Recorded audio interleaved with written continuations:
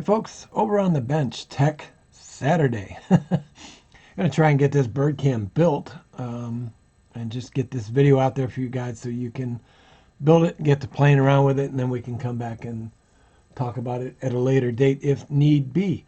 I was surprised at the number of inbox questions and comments on this, both via Facebook and the folks that do have my personal email. But yeah, it was a pretty cool surprise. So let's look at what we have and make sure we have everything we need. We have our Raspberry Pi 0W. We have our micro SD card. 16 to 32 gigabyte is recommended. I happen to have a 128, so I'm just going to make do with it. You need your camera, whichever camera you choose. Again, make sure you follow along with their docs at the website. And cameras are up to you. You know, there's a lot of cameras that work with Raspberry Pi. There's a lot of cameras that are supported in the project. So case is optional, depends on your build. If you build it their way inside of a watertight container is one way. This camera will be permanently mounted indoors looking out on a feeder that's attached to a window. So I don't need to waterproof it. You'll need your external power. In this case, 2500 milliamp hour battery, and you'll need your USB to micro USB adapter, and that's pretty much it. So let's go over and download this image, and then we'll be back.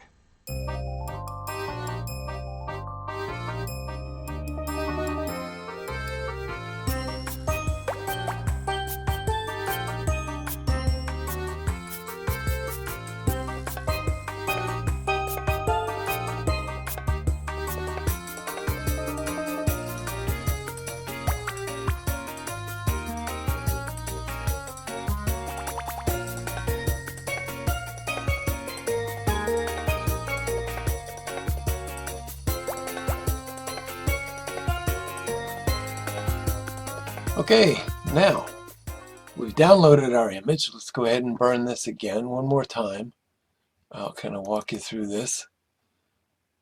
And again, their documentation on their website is very, very good. So if you get hung up with something that I'm doing and you just can't see it, definitely check out their website and it'll get you back on track. So let's pick our Nature Watch image, open. And we're going to select our target, which in this case is the 128 gig micro SD. And we're going to flash. Now you're going to see this complain, right? It's unusually large. Yes, I'm aware of that. And we're going to hit yes, and we're going to let that record. We're going to let that burn the image, and then I'll be back with you guys in a little bit.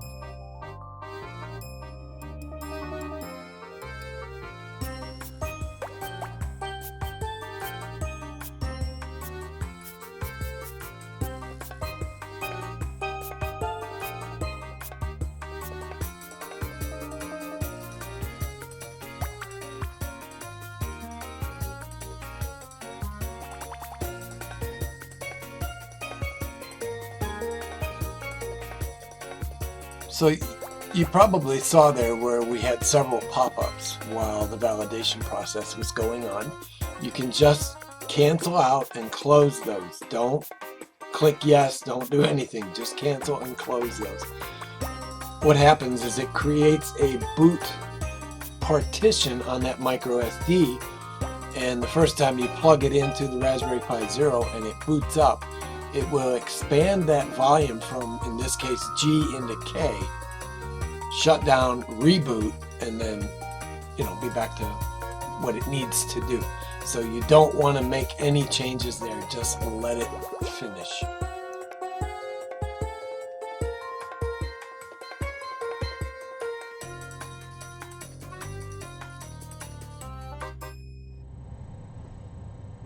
Okay, so now we've burned our image. The next step in their process is to go ahead and build our camera, assemble the electronics portion of it.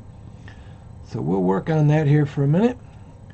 But before I complete this entire thing, I'm going to show you a couple things you want to do as far as the micro USB before we plug it in here. Now, because of the way my build is, it's going to be slightly different than yours. Again, there's variations in this, but I'm going to show you a couple little trickies here. You'll notice on the ribbon cable there are two sides. One side is black. The opposite side has contacts, little gold or silver contacts depending on your connector. You want to slide open this little black bar right here. You can see there's a black bar there and then the white bar. The black bar is a clamp. So you want to make sure that your black or blue side, depending on the cable, is up, and the silver or gold side on the contacts is down. Slide it under the black bar into the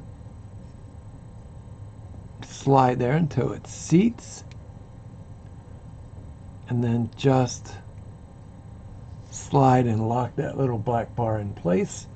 Give it a light tug to make sure it's seated.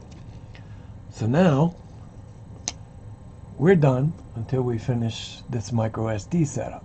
So let's move over and do that real quick. Okay, let's run through a couple configuration things here that we need to do, and this is per their instruction set.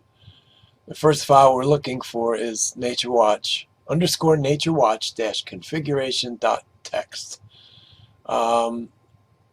If you don't have it installed, I would recommend that you use Notepad++, just because it does not do anything funky. So here's your Wi-Fi name for the specific camera, and I'm going to name this one feeder tray, and we're going to give this just a random password. Let's make this password, let's just make it an easy one. Feeder cam. Feeder cam. And again, you can leave this whatever you want. I'm going to take a picture of this so that I don't forget right now. It's probably a good idea. Or make a note of it somewhere so that you don't forget. Connect to home network. Leave that as no. There is a future version of this that they're working on where it will attach to your home Wi-Fi network, and you'll be able to access it from anywhere in your home without having to connect directly to it. So we're going to save that, and we're going to close it. Now, the one thing, this is an option I am adding. This is totally up to you. But the next thing we want to do, if you want to do this, and I talked about adding a single button to press to shut it down properly. And what you want to do is go to config text. We're going to scroll all the way down to the bottom of config text, and we're going to say enable Gpio shutdown. Right? And the command to do that is dt overlay equals Gpio dash shutdown. So one more time, I screwed up. That's why you always go back and read your command again. So we're in config.txt. We added the comment right here just to say this is why or what this next function does. And we're at dt overlay equals Gpio dash shutdown. And we're going to save it and exit. And I just noticed that that opened up in Notepad, instead of Notepad++. So let's go back and just make sure that we do not have a hard carriage return. Let's save and exit. And that's it for this part. Okay, so now that we have loaded our micro SD card and done our configuration changes, we can finish the assembly however you choose to do it, whether you choose to go with their build and build it in a bottle, or you have another way to do it. We're going to go ahead and just mount our camera, our Raspberry Pi, into the camera, or into the case, sorry. Okay. I am going to add a small heat sink on here, not a huge one. Josh, very attentive to looking at the video. Actually, that is the wrong heat sink, but it will work for this case. But yeah, so Josh noticed that there was a bolt attached to the heat sink or to the processor on several of their photos for builds on the website. Yeah, theoretically you can use anything as long as you use the appropriate silicone thermal transfer paste. You could use a small bolt or a nut to create that. All you're doing is you're adding a larger metal surface to help it dissipate heat. And I'm a little crooked there, but I'm not going to worry about it. The biggest thing is the thermal transfer paste. So we now have heatsink mounted. We have our micro SD in. Our camera is in. That's actually, I'm going to leave that cover off of there for a minute. You know what I didn't check? Is this battery charged? I guess we'll find out in a minute. And just one more quick discussion on the option that we added to the config.txt file. And again, this is for Gpio Shutdown. On the BCM pin layout, what we're going to do down the road is just come in and add a switch between Gpio 3 and ground, which are these two adjacent pins. So it's the third pin over. And by, just to give you an example, by soldering in the pin to Gpio 3 in this case and ground, right? If there's a switch here, when you push that switch, it institutes the command to actually shut down the Pi 0 or the 3A plus, whatever you're using. And it does a safe and orderly shutdown of the operating system. What they have you do is literally, you know, you're plugging it in, and when you're done, you're just removing power. You know, you just unplug it. It's not a good thing to do with a system that has an operating system. Something like microcontrollers, you know, like in the case of the, well, this is an Arduino Nano, but it's got a shield on it. You know, these are designed to be shut down and started up with no orderly shutdown. Systems with operating systems, so small computers with operating systems, sooner or later, that's going to be a problem. So let's bring our power in and do the first boot. The first boot will actually take a little bit of time. I'm trying to get where you can see it and we don't have friction dragging us around. Okay, so now if you remember what I said, it's booting up off of what was the G drive. After 20 seconds or so, it's going to resize this partition, and then it's going to restart again. So let's let it finish that process while I go grab a phone. Okay, so I grabbed a camera, but I need to make some room here so that I can get the phone down where you can see it. And I'm going to put the camera on, I don't know, something somewhat interesting here. It's sitting on my desk. It's not mounted outside. So now if you remember, we said we named this camera Feeder Cam. So you're going to go into your Wi-Fi setup, find the one that says Feeder Cam, I'm sorry, Feeder Tray.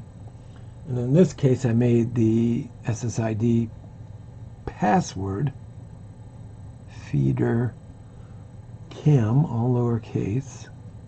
I didn't see that.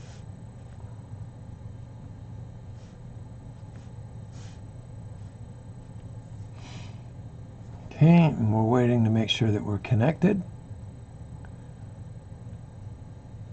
We are now connected, so now we can come over here and go to camera.local, and there you can see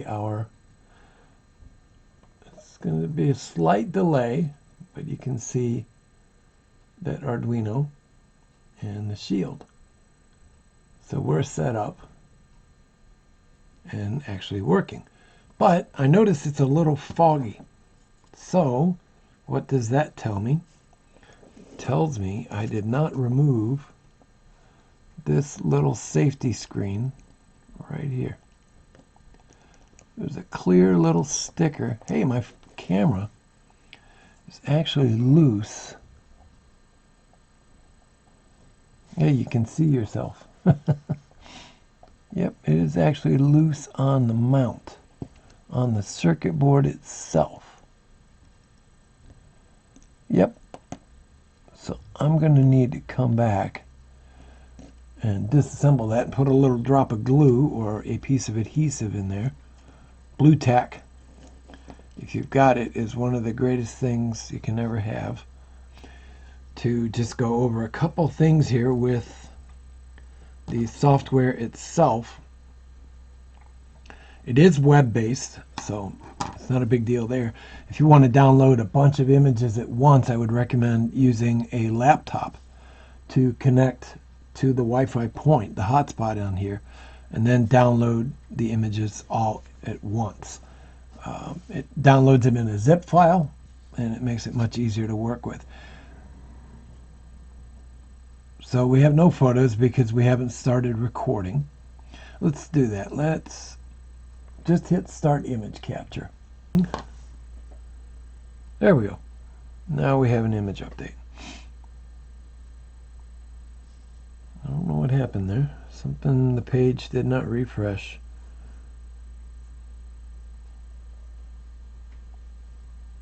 I'm not sure why the image capture is not working. Well, let's see if it did. We'll leave it recording. Let's go to the image gallery. There we go. So it was capturing.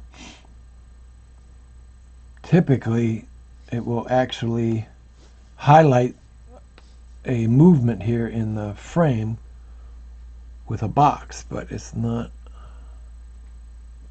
showing that, but that's okay. I need a little thing to put in front of here, so let's put a minion. Those of you who watch my videos for a while know I like my little minions to show up in random places. I have to laugh at how few people actually catch the little minions when I put them in there. But yeah, I put little minions into photos and stuff every now and then. All right, so let's talk about a couple settings here. First one, once again, is the image gallery. Your latest picture is always up top, so you can see our little minion here. And that photo is it's right side up in my view, upside down in yours. But yeah, so there's our images that we're capturing, so we know that the camera is working. So at the end of the day, you could stop recording, or the end of however long you're going to leave the camera running, and go to the image gallery. So now you can, on a phone, you can dual click on an iPhone and save the image. Same thing.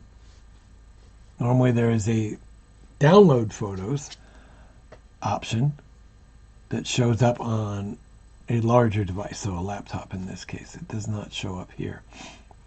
But the main thing we need to talk about right here is our settings. We have a movement sensitivity. I find actually that the default sensitivity works fairly well. But if you're closer to some bushes, so a leaf may move in the breeze or something like that, you may want to set the sensitivity to less sensitive. Same thing if you're not triggering a lot of photos, you can actually go to more sensitive. But I find the default actually works really well. Image orientation, if the camera view is right side up when you look at it there, then you're where you want to be. But let's just say, let's go back to default orientation. And same thing now, we have an exposure mode, auto or manual. If you set it to manual, you get control of the shutter speed. Again, with this camera, auto seems to work pretty well. So now you can see we're upside down. Let's make sure we refresh here.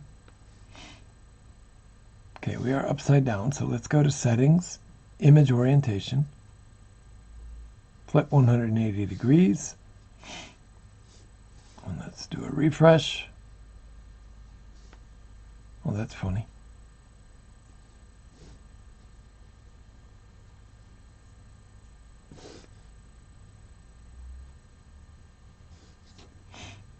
There is no save button, but there we go. Now you actually saw the indication of movement where it triggered the box, and then you saw the actual exposure number come up. Let's go over and look at our image gallery and see.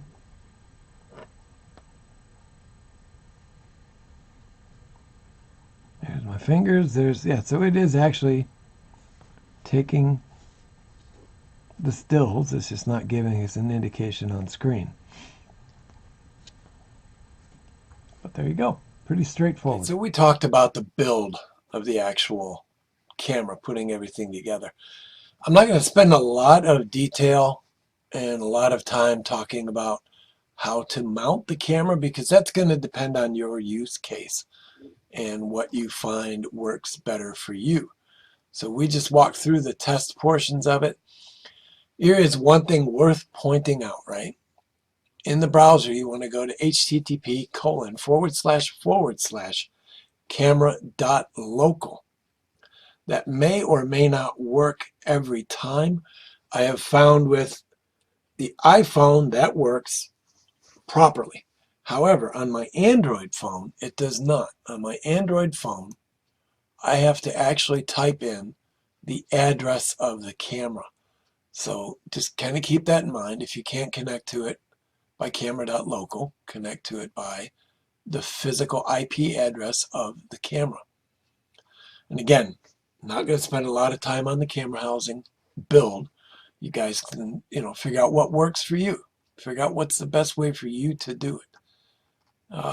Again, if you're a younger viewer, work with your parents, work with your mom or your dad or aunt, uncle, whatever, somebody, and come up with a different way or come up with a good housing.